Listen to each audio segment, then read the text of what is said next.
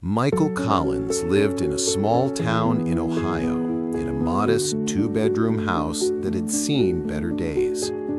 Every morning he kissed his wife Sarah and their 8-year-old son Danny goodbye before heading to his job at the local hardware store. Life wasn't easy. Bills piled up on the kitchen counter, and Sarah worked evenings at the diner just to make ends meet. But they had each other, and that was enough.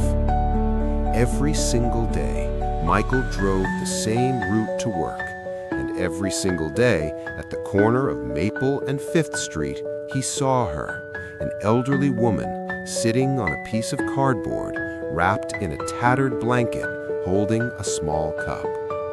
Most people walked past her. Some pretended not to see her at all. But Michael always saw her.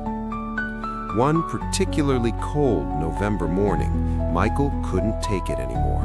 The woman was shivering, her lips nearly blue. He pulled over, got out of his car, and walked toward her.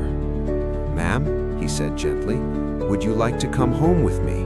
Get a warm meal, maybe a shower?" The old woman looked up at him with cloudy eyes, surprised. No one had offered her anything like this in years. "Really?" she whispered. "Really," Michael said, helping her to her feet. When Michael walked through the door with the old woman, Sarah's face went from confusion to anger in seconds. "Michael, what are you thinking?" she hissed, pulling him aside. "We barely have enough for ourselves. We don't know this woman. She could be dangerous." "Sarah, look at her," Michael said quietly. "She's freezing out there. We have a couch, we have soup, we can spare one night." Sarah crossed her arms, her jaw tight, but she saw the determination in her husband's eyes, that same kindness that made her fall in love with him all those years ago.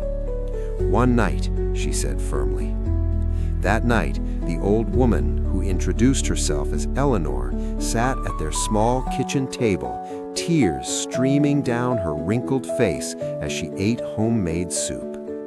"I used to have a home once, a family, but I made mistakes and I lost everything."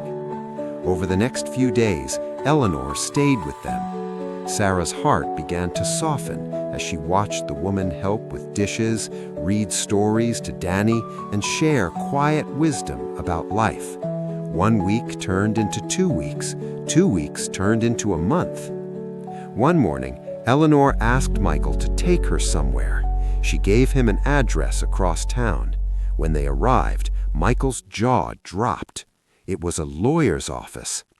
Inside, Eleanor sat across from a stunned attorney who hadn't seen her in years. "Mrs. Harrison," the lawyer stammered, "we've been trying to find you for over 2 years."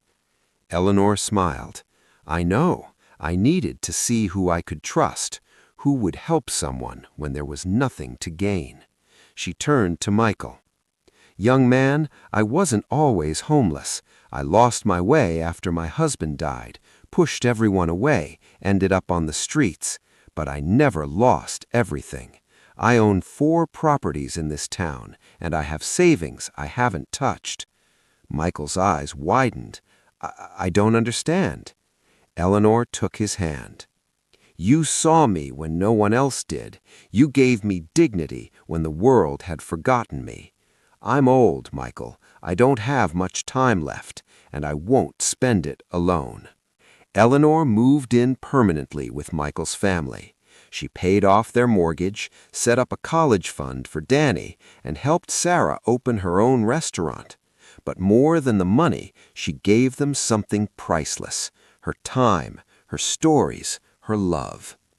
When Eleanor passed away peacefully 3 years later, surrounded by her chosen family, she left everything to Michael.